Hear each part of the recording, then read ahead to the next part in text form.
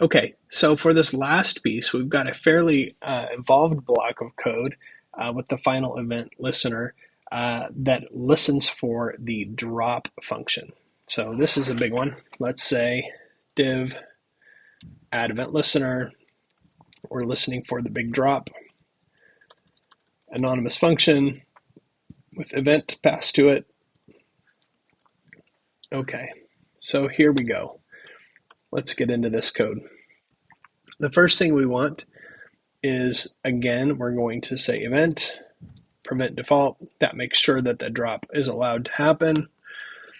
And we also, when we drop something onto a div, what you'll notice here is if I take this, drop it onto the div, it stays green on the border. So when we drop something onto a target, that class list needs to be updated, and we need to remove that color. So the next thing we need to do is we need to get the name of the toy that's being dragged, because we're going to use that to add a new div to this list. And so what's going to happen is when we drag this over and drop it, you can see now that it gets removed, the border does. But when we drag this over and drop it, what we're going to do is not actually take rattle per se and add it to this category. It's a little bit of sleight of hand that makes it look as if that's happening. So what's going to happen is it's going to be removed from the toy list and then added to the category, but it's going to look like it was taken from one and actually put in the other. It's a different object altogether because we're creating a new div in here. We're getting rid of this one, but it will have the appearance of the exact same thing. So what we're going to do is first get the name of the toy. So let's start a constant because the toy name is going to stay the same throughout the call of this event listener. And we're going to say event data transfer get data.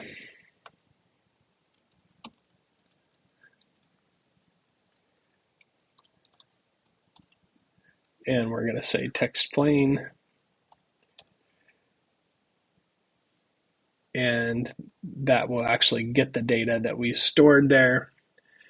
And now we're going to create a new toy name, const new toy. And we're going to create a new element. This is the new div that we're going to create. So we're creating document dot create element, and it's going to be a div. Okay, so that's the first piece. We're creating a new div. We haven't drawn it on the screen yet. We haven't added it to the page yet. We're creating it in memory, and then we'll add it. But we got to do a few things first. New toy dot class name, not class list, class name equals, we're going to say draggable item. Okay, we want that there because what that does is it makes sure that it takes on the appearance of the div. And then we need to put the content right. So we have new toy dot text content equals, and we're going to use toy name for that. So toy name is what we pull out of the get data or the data transfer object. And you remember we set that right up here so that we have that. And then we're going to use that here, new toy, our toy name. We're pulling it and putting it into toy name, and then we're adding toy name to that div there.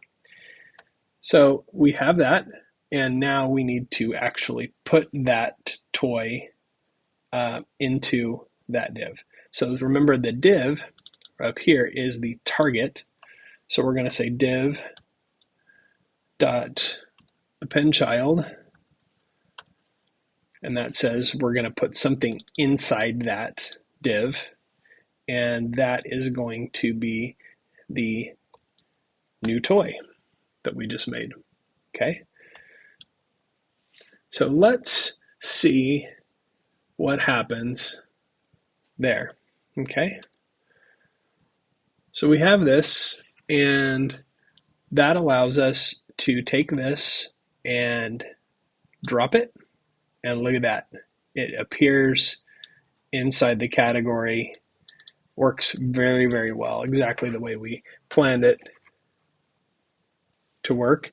And so the only thing that we're not doing is we're not removing it from the list over here. So that's kind of the last piece we need to do, is remove it from the list.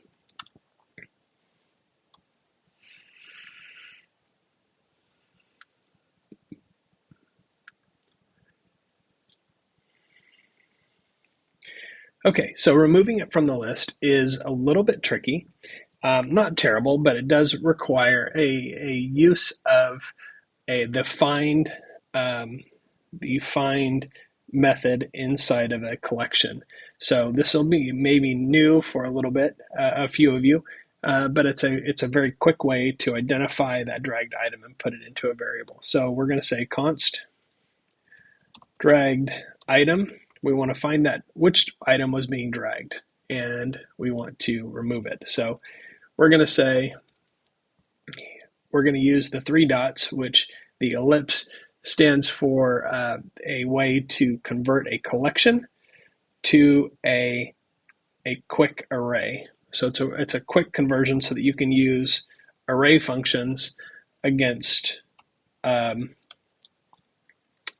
things that are not actually arrays but have some things in common. So a collection, like our set of draggable items, behaves like an array but isn't actually an array. But if we want to use find against that, then what we need to do is use it like this. So we're using document query selector all to give us the draggable items as a list, and then we're saying, hey, let's treat that like an array so that we can do stuff to it. So now what we're going to do is we're going to use find against that, because we've converted it kind of on the fly to a fake array so that we can use that. And inside this, we're going to use an arrow function, and we're going to say, let's return an item where item dot text content, and maybe you can see where we're going with this. We're going to say where the text content is exactly equal to toy name, which is what we used up here. So that it's the whatever we're dragging, the toy name, we're going to say bring us the thing that is exactly equal to that toy name. And now we're going to put that into dragged item. So the actual item, the actual div where the text content matches that, is going to be put in here. And then we're going to say, if that thing exists, if dragged item is a thing that's not null, then we're going to remove it. Dragged item dot remove, and there we go. And the last thing we want to do is maybe give it a little bit of feedback. And so what we're going to do is we're going to say console.log. Inside that, we're going to use a template literal, and we're going to say dropped, and we can say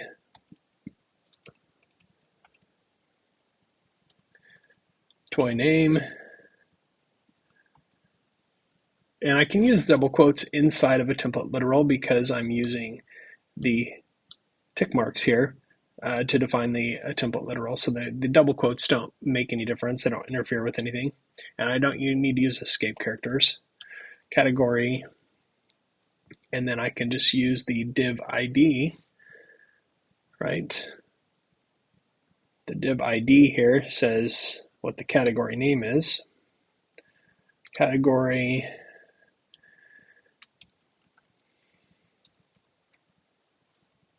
div ID, just like that. And so that should do all the things we want to do. Let's give it one final test and see how that goes.